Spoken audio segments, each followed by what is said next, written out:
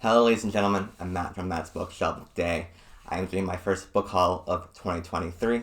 I went to the bookstore over the weekend and I bought more books than I planned on buying. So I'm excited to show what I found because I think my buys are pretty good. So first is a book that I didn't even know existed until I watched Better Than Food's top 10 books of 2022. It's not even a book that's on his list, but a book that he talked about as related to a book on his top 10 list, and that is Havoc by Tom Christensen.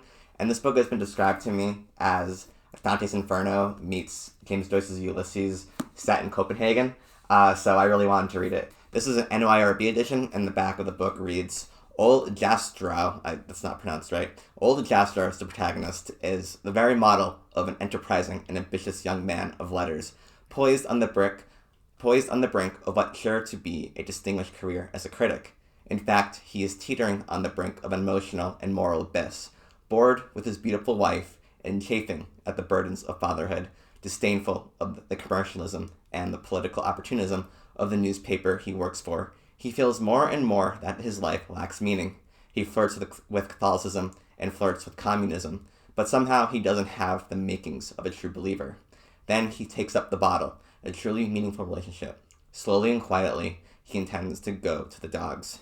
Jastrow's romance with self-destruction will take him through all the circles of hell. The process will be anything but slow and quiet.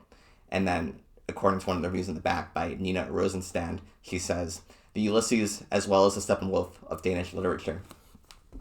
So as a big fan of James Joyce's Ulysses, how could I say no to that? And I have already read the foreword to this book, which is very enlightening. The character described here very much parallels the life of Tom Christensen himself. He was a young literary critic unhappy with his life and almost did fall into alcoholism, but then managed to put down the bottle and never drink again.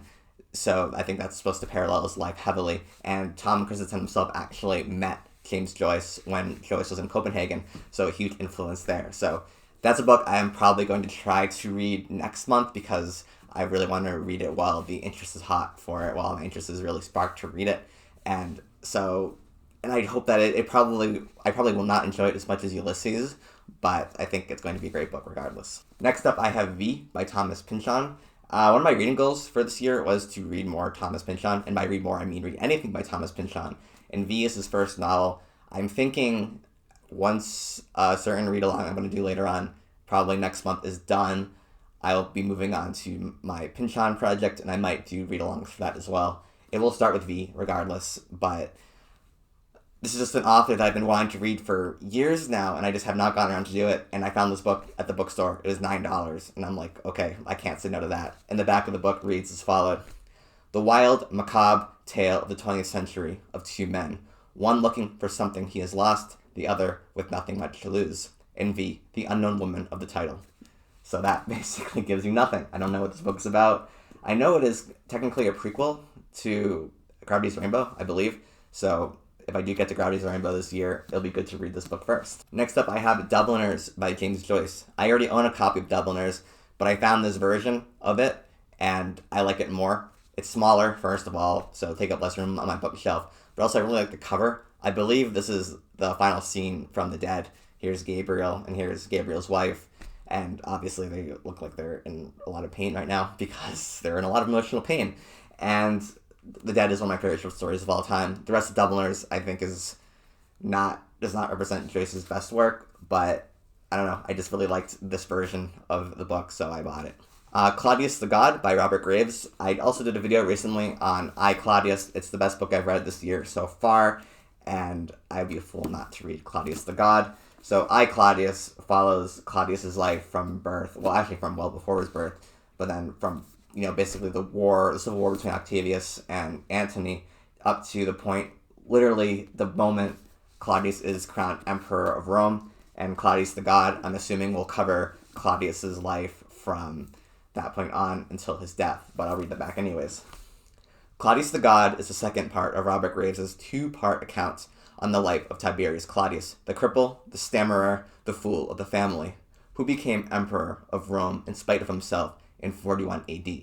With the same crystalline brilliance that characterizes its classic antecedent, Claudius the God evokes the vitality, splendor, and decadence of imperial Rome at the beginning of its decline. It is not only a superb recreation of a colorful moment in history, but through the eyes of the bemused and wry emperor, a compelling and ironic account of human nature as well. So this will probably be I'll probably be reading this book fairly soon. I don't know. I just loved Claudius so much, and I'm kind of on a Graves hook right now, and I kind of want to read Claudius of God because Claudius was such a splendid experience. And speaking of Robert Graves, I have Goodbye to All That, which is his autobiography from his birth up until his age 34 of his life. And Robert Graves has lived a very interesting life up to this point. He was an Oxford student, such as myself. We're both fellow Oxford alumnus. He fought in World War I, and he's also spent a lot of time researching the classics and ancient history of Rome and Greece. And apparently this autobiography is really great. From the reviews I've seen, people praise it. So I would really, really love to read it, because reading on Claudius, I can tell that he's incredibly passionate about the classics and about ancient history, but also daring enough to read between the lines and interpret things his own way. And the back of this book reads, Robert Graves left his native England to Majorca in 1929, and except for infrequent visits, has never returned since. But in this autobiography, written at the age of 33, youth, the First World War, and Oxford behind him, Graves says goodbye to more than simply England and his English family and friends, for a way of life had ended. The 19th century was dead at last, and in this book, a classic of its kind, Graves gives us in parallel accounts the end of his own innocence and that of his world.